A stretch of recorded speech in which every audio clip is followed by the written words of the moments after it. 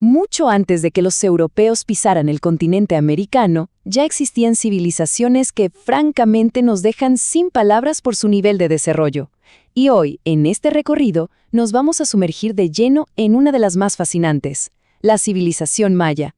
Hablamos de verdaderos gigantes intelectuales de la antigüedad, arquitectos, astrónomos y matemáticos de primer nivel.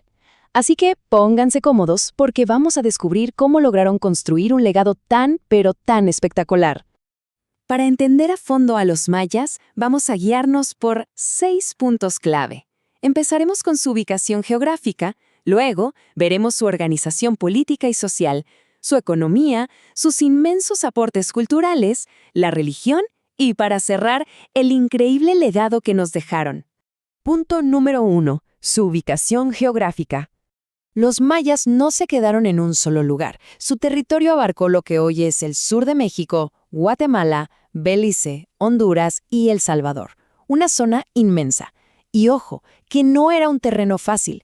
Tenían de todo. Una zona sur montañosa y templada, una parte central que era pura selva, súper húmeda y tropical, y una zona norte semiárida, sequísima, donde literalmente dependían de depósitos de agua subterráneos, los famosos cenotes. Imagínense el nivel de adaptación que tuvieron que desarrollar para prosperar en paisajes tan distintos.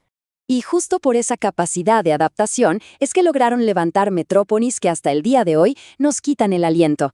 Hablamos de joyas arquitectónicas como Tikal, escondida en medio de la selva espesa, o Chichén Itzá, que es una verdadera maravilla en el norte, sin olvidar a Copán, Palenque y Uxmal, auténticas megaciudades de piedra que florecieron gracias al ingenio de sus habitantes. Pasamos al número 2, la organización política y social. Aquí hay un dato importantísimo. Los mayas jamás, pero jamás, formaron un imperio único, nada de un gran líder para todos. Funcionaban como un rompecabezas de ciudades-estado completamente independientes. Cada una tenía su propio gobernante supremo, conocido como el Jalajunk. Él dictaba las leyes y controlaba el ejército, lo que significaba que la política era súper dinámica. A veces hacían alianzas estratégicas comerciales y muchas otras entraban en guerras tremendas por el control del territorio. Y dentro de cada una de esas ciudades, las cosas estaban muy, pero muy estructuradas. Piensen en una pirámide social que no se movía para nada. Arriba de todo, los gobernantes y los nobles dictando el rumbo. Inmediatamente debajo, los sacerdotes. Y ojo con ellos, porque tenían un poder enorme. No solo manejaban las ceremonias religiosas, sino que eran los grandes cerebros detrás de la astronomía y los calendarios. Después venían los comerciantes, funcionarios y artesanos. Luego, la base que sostenía todo el sistema, los campesinos que trabajaban la tierra de sol a sol. Y por último, los esclavos, que por lo general eran prisioneros de aquellas guerras entre ciudades. Vamos con el punto 3, la economía. Sabemos que tenían redes comerciales gigantescas, pero escuchen este dato porque es una locura.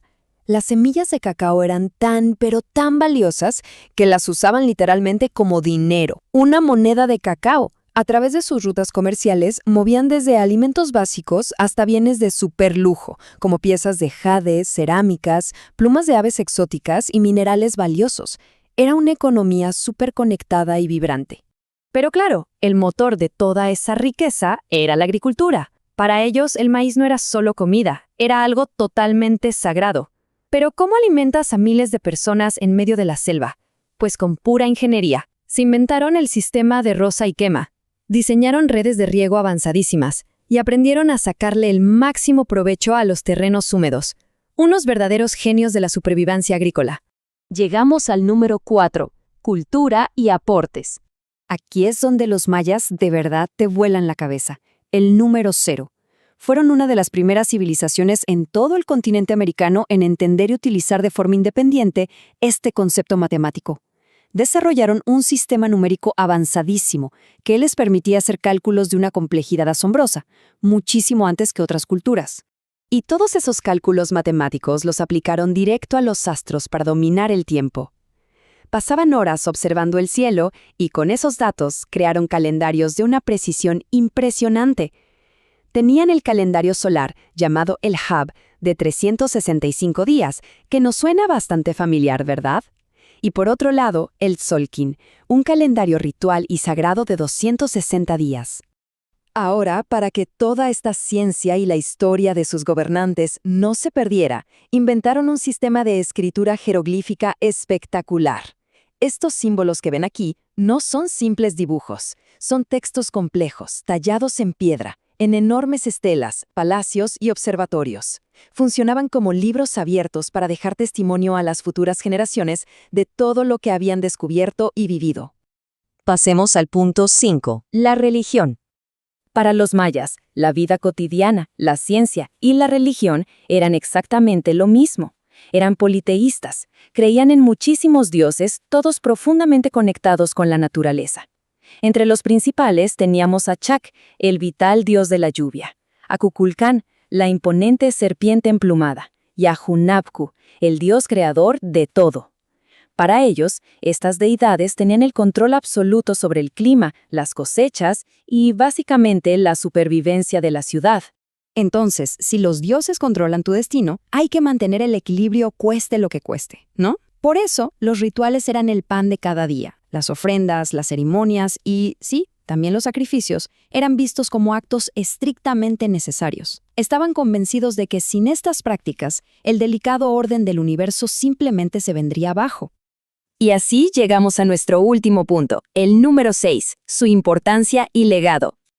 A veces caemos en el error de pensar que los mayas son solo hermosas ruinas de piedra abandonadas en la selva. Pero no, miren este número, 58 millones. Ese es el número aproximado de personas indígenas que viven hoy en América Latina. La sangre, los idiomas y las costumbres nunca desaparecieron. Muchos de los pueblos actuales son herederos directos y mantienen vivísima la herencia de esta gran civilización. Y esto nos deja con una reflexión final espectacular para cerrar este análisis. ¿Cómo es que una civilización que los libros a veces dicen que desapareció, sigue dándole forma a la vida, al idioma y al paisaje de millones de personas hoy en día? Bueno, la realidad es que su legado monumental en la arquitectura, en las matemáticas, en su organización social y en su forma de entender el universo nos demuestra que los mayas siempre han estado aquí. Su conocimiento sigue siendo una de las herencias culturales más invaluables de todo el continente, y sin lugar a dudas es una invitación abierta a seguir explorando los misterios que Mesoamérica aún tiene para contarnos.